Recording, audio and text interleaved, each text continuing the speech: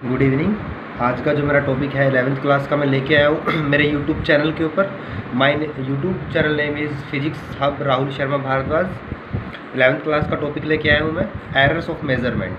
ठीक है, first chapter का लास्ट पार्ट है एरर्स ऑफ मेजरमेंट। इसके अंदर पहले छोटी छोटी कुछ डेफिनेशंस वगैरह हैं, उनको हमें अंडरस्टैंड करना पड़ेगा। फिर इसके कुछ न्यूमेरिकल्स मैं आपको करवाऊँगा जो एग्जाम में भी आते हैं, जो इंपॉर्टेंट है।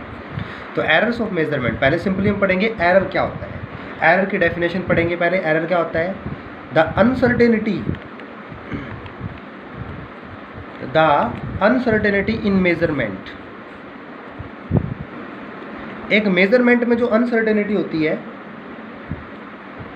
Is called error. एरर का मतलब होता है कमी आ जाना, चेंज आ जाना, डिफेक्ट हो किसी भी चीज़ के अंदर, हम बोलते हैं कि इसमें एरर है।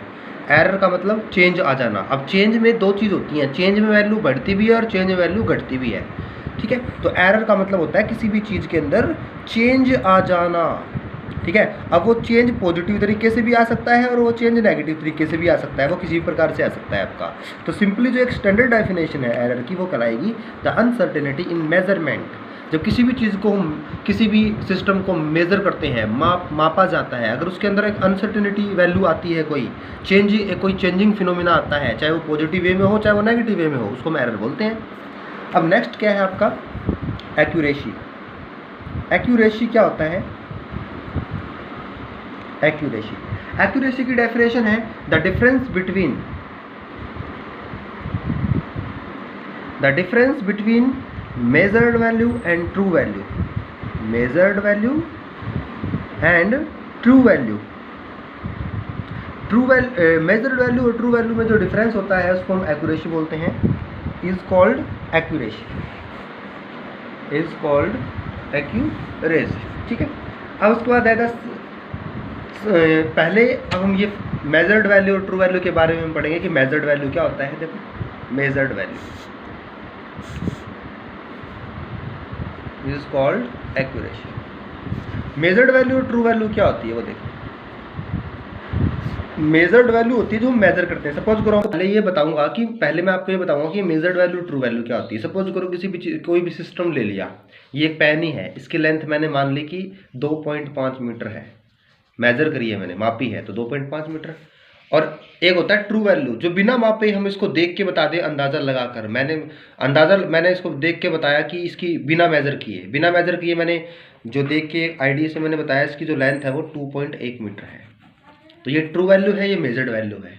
तो 2.5 तो मेजर्ड वैल्यू है जो मैंने मेजर करके पेन की लंबाई मेजर करी है, ये ट्रू वैल्यू है जो मैंने अंदाजे से बताया है। तो इन दोनों के बीच का जो डिफरेंस है वो एक्यूरेसी कहलाएगा। तो ये आपकी ट्रू वैल्यू है, ये मेजर्ड वैल्यू है। ठीक है, अब उसके बाद क्या करेंगे? प्रीसीजन। प्रीसीजन क्या होता है? प्रीसीजन का मतलब होता है द डिग्री ऑफ एक्सैक्टनेस।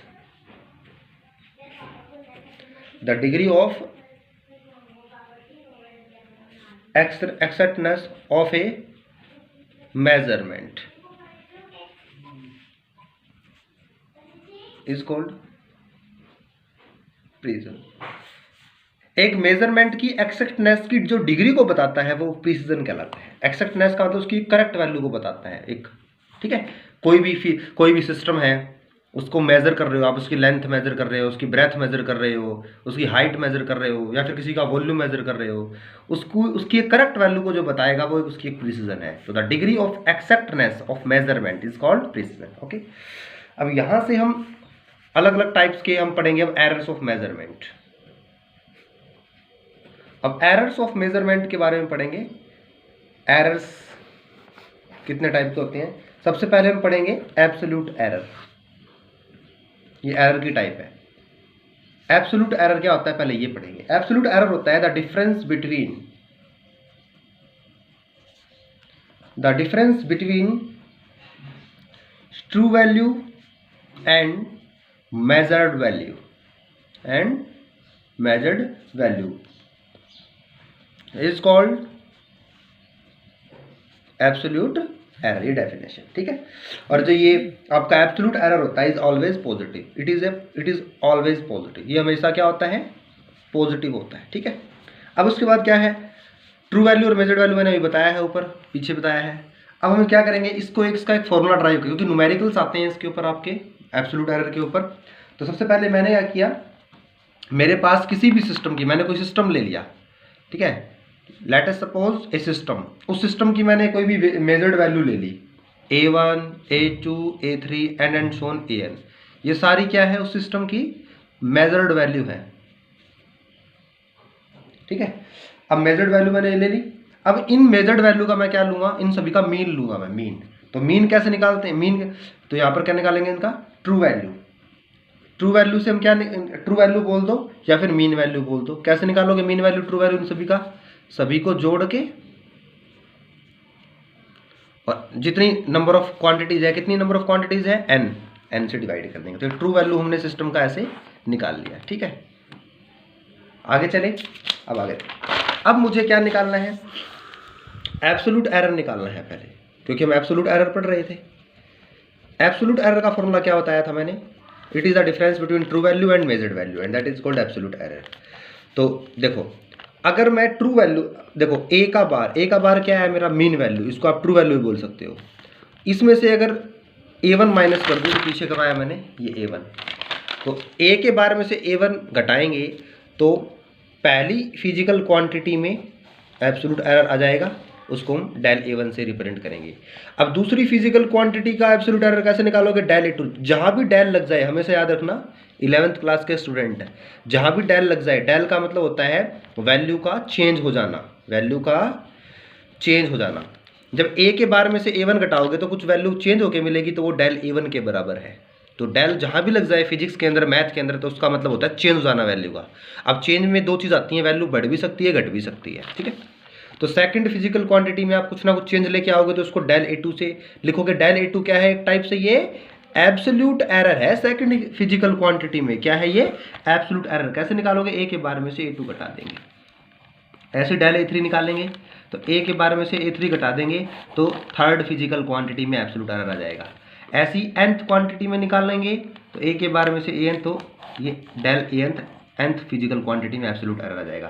तो ये हमने क्या निकाल दिए, सारे के सारे एब्सोल्यूट एरर निकाल दिए। तो ये आपका क्या है, ये आपकी ट्रू वैल्यू है a का बार, और ये आपकी मेजर्ड वैल्यू है। जब ट्रू वैल्यू में से मेजर्ड वैल्यू घटाओगे तो डेल A1 आ जाएगा, तो पहली क्वांटिटी का एब्सोल्यूट एरर आ जाएगा। इसी प्रकार से दूसरी क्वांटिटी का एब्सोल्यूट एरर कैसे निकालोगे, ट्रू वैल्यू a का बार है, इसमें से A2 घटाओगे, ट्रू वैल्यू में से मेजर्ड वैल्यू घटाओगे, तो ये एब्सोल्यूट एरर आ जाएगा। इस प्रकार से ये जो मैंने आपको बताया, del A1, del A2, del A3, del AN, सब ये एब्सोल्यूट एरर्स हैं आपके इस टाइप से, ठीक है।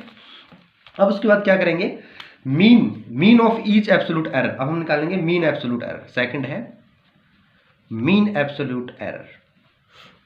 मीन एब्सोल्यूट एरर कैसे निकालोगे, जो एब्सोल्यूट एरर आपने निकाले उनका मीन निकाल दो। मीन कैसे निकालोगे, डेल A का बार, तो यहाँ से हम क्या करेंगे, del A1 plus del A2 and so on del AN, by में total number of physical quantity कितनी है, n।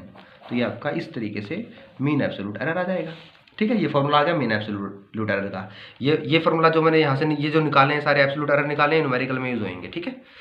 थर्ड क्या है आपका, रिलेटिव एरर। रिलेटिव एरर कैसे निकालेंगे, रिलेटिव एरर को हम डेल से रिप्रेजेंट करते हैं। ये डेल, इसका फॉर्मूला होता है mean absolute error. Mean absolute error मैंने निकाल दिया, अपॉन में मीन वैल्यू। मीन वैल्यू क्या है, ए का बार मीन वैल्यू है, और ये मीन एब्सोल्यूट एरर, इन दोनों का जो रेशियो है वो डेल का लाएगा, इसको हम रिलेटिव एरर बोलते हैं, ठीक है। अब अगर आपको परसेंटेज एरर में निकालना है तो इसी को 100 से मल्टीप्लाई कर दो, तो ये फ्रैक्शनल एरर और परसेंटेज एरर में आ जाएगा। तो ये जो मैंने आपको बताए हैं वेरियस टाइप्स के, जो absolute error, mean absolute error, relative error, fractional error, ये काफ़ी इंपॉर्टेंट है। इनके ऊपर न्यूमेरिकल्स आता है एग्जाम के अंदर, तो पहले आपको फॉर्मूलेज वगैरह इनके पता होने चाहिए।